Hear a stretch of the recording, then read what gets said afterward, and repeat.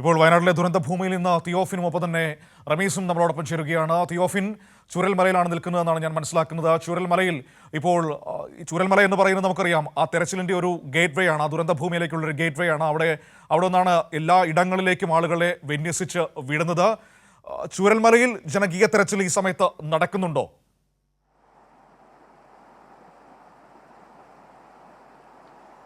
മനു, ആദ്യത്തെ ഒരു ഘട്ട തെരച്ചിൽ കഴിഞ്ഞ ശേഷം ഉച്ചയ്ക്ക് തളർന്ന തെരച്ചിൽക്കാർ പലരും, സന്നദ്ധ പ്രവർത്തകർ പലരും ഭക്ഷണം കഴിക്കാനും മറ്റുമായി ഒട്ടേറെ പേർ പോയിട്ടുണ്ട്. ഒരു വിഭാഗം പോകുന്നു, അതിനുശേഷം ഭക്ഷണം കഴിച്ചവർ തിരിച്ചു വരുന്നു, മറ്റൊരു ഗ്രൂപ്പ് ആദ്യം പോയവർ വരുന്നു. അങ്ങനെ തെരച്ചിലിനായിട്ട് മാറിയിട്ടുണ്ട്. ആ സ്കൂൾ കെട്ടിടത്തിൻ്റെ ഭാഗത്ത് ഏതാനും പേരുണ്ട്. അവർ ഭക്ഷണം കഴിക്കുന്ന ഒരു സമയമാണിപ്പോൾ. കാരണം ഉച്ചയ്ക്ക് വെയിൽ വന്നിട്ടുണ്ട്. അപ്പോൾ ഇതുവരെയുള്ള 8 മണി മുതലുള്ള തെരച്ചിലിൽ തളർന്നവരുണ്ട്. ആ തളർച്ച മാറ്റിയ ശേഷം വീണ്ടും ഈ തെരച്ചിലിനായി ഇവരെല്ലാം എത്തുമെന്നാണ് അറിയുന്നത്. ഒരു വിഭാഗം സന്നദ്ധ പ്രവർത്തകർ ഇവിടെ ഇപ്പോൾ നദി നമുക്ക് കാണാം ഫ്രെയിമിൽ, അതിനപ്പുറത്തേക്ക് ആ ഭാഗത്ത് അവർ തെരച്ചിൽ നടത്തിക്കൊണ്ടിരിക്കുന്നുണ്ട്.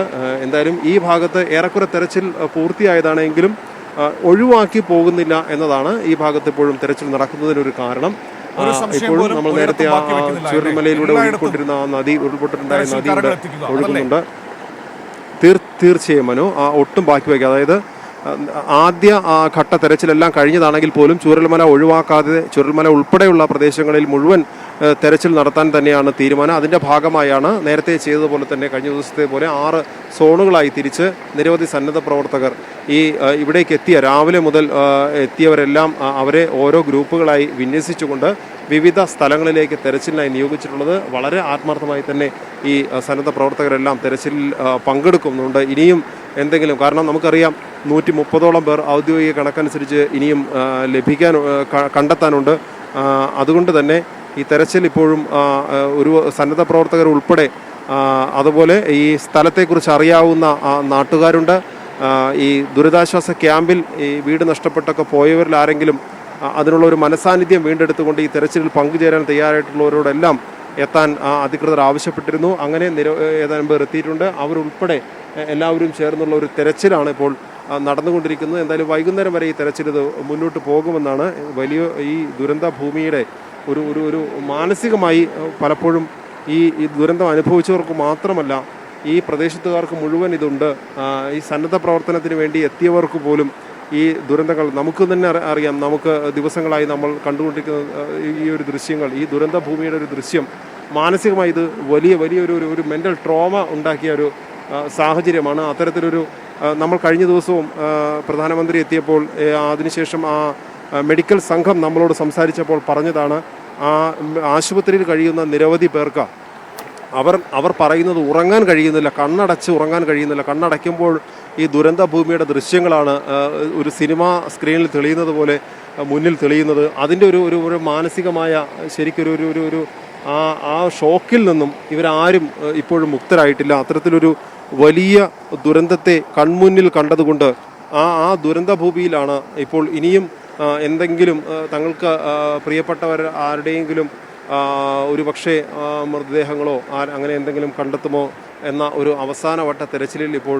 എല്ലാവരും ചേർന്നിരിക്കുന്നത്. നാട്ടുകാരുണ്ട്, ഈ പ്രദേശത്ത് താമസിച്ചിരുന്നതിൽ ദുരിതാശ്വാസ ക്യാമ്പിൽ പോയവരിൽ നിന്ന്, കാരണം പലർക്കും വരാൻ കഴിയുന്നില്ല മനു. ഇതാണ് യഥാർത്ഥത്തിലുള്ളൊരു പ്രശ്നം. കാരണം ഇതിനെ അതിജീവിച്ച് ഇത് മനസ്സിൽ നിന്ന് ഈ ചിത്രങ്ങൾ പോകാതെ ഉറങ്ങാൻ പോലും ഒരു പോള കണ്ണടയ്ക്കാൻ പോലും കഴിയാതെ ഇപ്പോഴും ക്യാമ്പുകളിൽ കഴിയുന്ന നിരവധി പേരുണ്ട്. അതിൽ മനസാന്നിധ്യം വീണ്ടെടുത്ത് വരാൻ കഴിയുന്നവർ മാത്രമാണ് ഈ തിരച്ചിലിനായി വരുന്നത്. കാരണം ഇനിയും കണ്ടെത്താൻ കഴിയാത്ത ഒരുപാട് പേരുണ്ട്.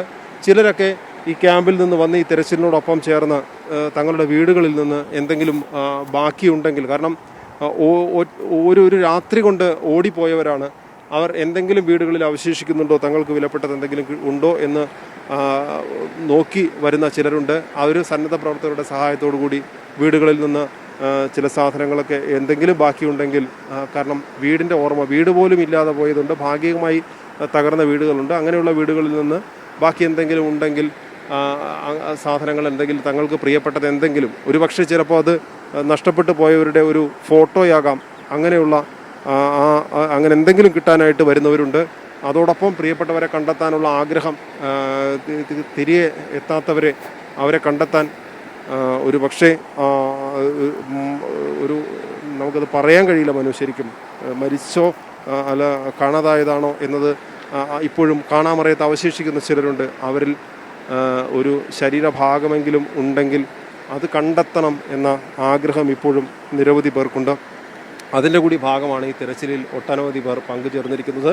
എന്തായാലും ഉച്ച കഴിഞ്ഞുള്ള ആ ഒരു തെരച്ചിലിലേക്ക് വീണ്ടും സജീവമായി തന്നെ സന്നദ്ധ പ്രവർത്തകർ ഒരുങ്ങിക്കൊണ്ടിരിക്കുന്നു. നമുക്ക് ഇവിടെ ഈ ചൂരൽമല ബെയിലി പാലത്തിന് സമീപത്ത് നിരവധി സന്നദ്ധ പ്രവർത്തകരുണ്ട്. അവർ ഒരു ആദ്യഘട്ട തെരച്ചിൽ കഴിഞ്ഞ ഒരു പക്ഷേ അതിനുശേഷം അല്പം വെള്ളമോ ഭക്ഷണമോ കഴിച്ച് വീണ്ടും തെരച്ചിലിന് പോകാനുള്ള ഒരുക്കത്തിലാണ്. ആ ബെയിലി പാലത്തിന് സമീപത്തെ ഒരു മരമാണ്. നമുക്കറിയാം, നേരത്തെ നമ്മൾ പറഞ്ഞ ആ മരം, ഒറ്റപ്പെട്ട ഒരു മരം. ആ മരത്തിന് ചുവട്ടിൽ ഒട്ടേറെ പേർ ക്ഷീണമകറ്റാൻ വേണ്ടി ഇരിക്കുന്നുണ്ട്, ഭക്ഷണം കഴിക്കുന്നുണ്ട്.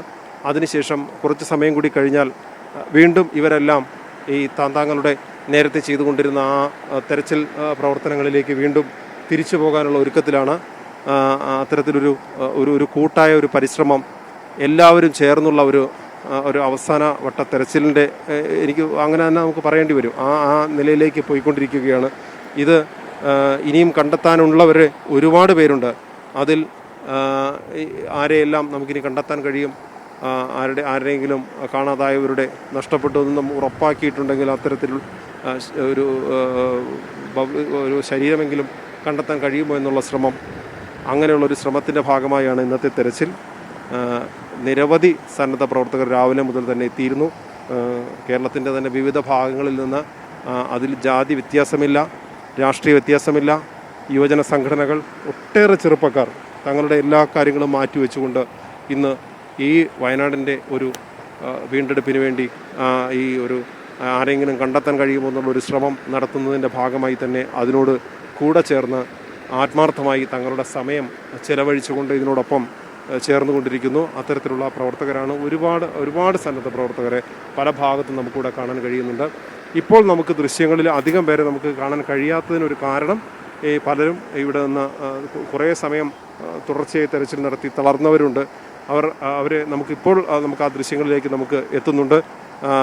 ഫിറോസ ക്യാമറ അവിടേക്ക് ചലിപ്പിക്കുന്നുണ്ട്. മരത്തിന് ചുവട്ടിൽ ഒട്ടേറെ പേർ കാത്തിരിക്കുന്നുണ്ട്. അവിടെ ഒരുപാട് പേർക്ക് ഈ സന്നദ്ധ പ്രവർത്തകർക്കുള്ള ഭക്ഷണവും വെള്ളവും ഒക്കെ അവിടെ എത്തിച്ചു കൊടുത്തുകൊണ്ടിരിക്കുന്നുണ്ട്.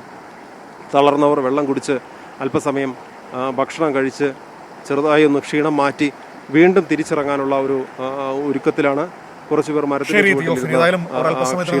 ഭക്ഷണം കഴിക്കുന്നുണ്ട്. അങ്ങനെ ഈ സന്നദ്ധ പ്രവർത്തകരെല്ലാം വീണ്ടും ഇറങ്ങും.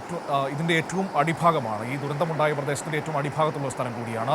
അതുകൊണ്ട് തന്നെ അവിടെ എളുപ്പത്തിൽ തെരച്ചിൽ ആദ്യ ദിവസങ്ങളിൽ തന്നെ നടത്താൻ കഴിഞ്ഞിരുന്നു. പക്ഷേ എങ്കിൽ പോലും ഈ 13ാം ദിവസത്തിലും അവിടെ തെരച്ചിൽ നടത്തുന്നു എന്ന് പറയുന്നത് ഒരു സ്ഥലവും വിട്ടുപോകരുത്, ഒരിടവും ബാക്കിയാകരുത് എന്ന വലിയ ഒരു ഉദ്ദേശത്തിൻ്റെ, ഒരു ലക്ഷ്യത്തിൻ്റെ പുറത്ത് തന്നെയാണ്. വിവരങ്ങളാണ് തിയോഫിൻ നൽകിയത്.